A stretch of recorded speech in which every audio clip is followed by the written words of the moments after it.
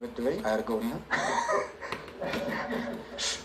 እንኳን ጋብዘውት ሰው ደብድብ ይለዋል እና ነፍሴን ግን አይደበድባትም አይደለም። ግን ሲደበድብ አባ እንደበደብኩት ነው የሚሉ እንጂ የአባን ስጋውን ደብድቤው መጣሁ የሚለው አባ እንደበደብኩት ነው የሚለው። ክርስቶስ ሲሰቀል መለኮት ሕማም አይደርስበትም። ግን ክርስቶስ በስጋው ሞተ እንላለን እንጂ የክርስቶስ ስጋው ሞታል። ቃና ዘገሊላ የሄደው ማን ነው? ስጋ ነው። ስጋ ውሃን ጠጅ ያደርጋል። አምላክ ነው። አምላክ ሰርግ ይጠራል። የሆነ ሰፈር ትግል ጀልባ ላይ ያንቀላፋ ማን ነው? ስጋ ነው። ስጋ ባህር ገሰጸ ነው።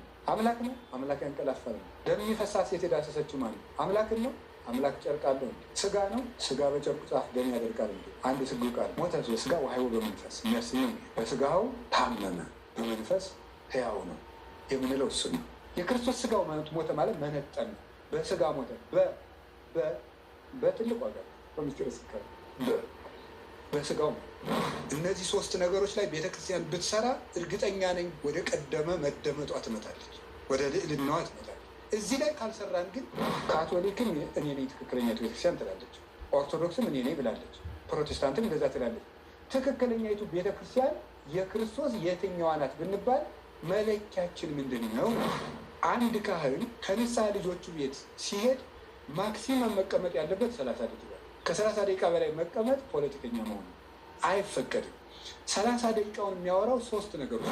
ይህን የማያደርግ ቄስ ምን ያደርጋል? ሶስቱን ካላደረገ አንድ ንስሐ አባት ከድር ዳኛ ምን ብልጫ አለ? ግልጹን ልንገራችሁ፣ ህንፃችን አሳምረን ነገ ህንፃችን ብቻ ተገትሮ ህዝብ ጥሎ ሄዶ ተወርሰን እንቀራለን። አሁን እኛ የምንሰግድበትን፣ የምናነጥፈውን፣ የምንጎዘጉዘውን፣ የምናጥነውን፣ የምንቀድስበትን ይሄ ነው ቤተክርስቲያን የምንንከባከብ። ሱስ የወረሰው ሰውዬ ቤተክርስቲያን እንደሆነ ታውቃላችሁ ወይ ማለት ይፈልጉ። ትኩረት አጥተናል፣ ትተነዋል። እውነት ለመናገር ማለት ሲጋራ የሚያጨሰው፣ ዘፈን የሚዘፍነው፣ ባልተገባ ነገር ተጠምዶ አይረባም ብለን የደመደምነው ሰው ሁሉ የመንፈስ ቅዱስ ማደሪያ ነው። ምንም ጾር፣ ምንም ኃጢአት፣ ምንም ሰይጣን ቢሆን ያለ ቤተክርስቲያን አይሻልም። ድግምት ምናምን አያስደስት። እኔ በበኩሌ አላምንምም አልፈራም። መድገም የሚፈልግ ሰው ካለ መድገም ይችላል። እማምላክ እኔ ከልቤ ነው። እንዲሁ በዚህ ፍንክች አይልም፣ መሞቱም ይችላል። ለህዝብ መድኃኒት ነው ብዬ የምሰብከው ስሙ በግ ሊጠብቅ ነው። ስሙ እኮ መመኪያ ነው። የእግዚአብሔር ስም የጸና ግንብ ነው አይደል ያለ ሰሎሞን። የጸና ግንብ ነው፣ መጠጊያ ነው። የትኛውን ፈላስፋ ያልመለሳቸው 3 ጥያቄዎች ባሉ እነዚህ ናቸው። እውነት ምንድን ነው? ህይወት ምንድን ነው? ወደ እውነትና ወደ ህይወትስ በየት ነው የሚሄደው?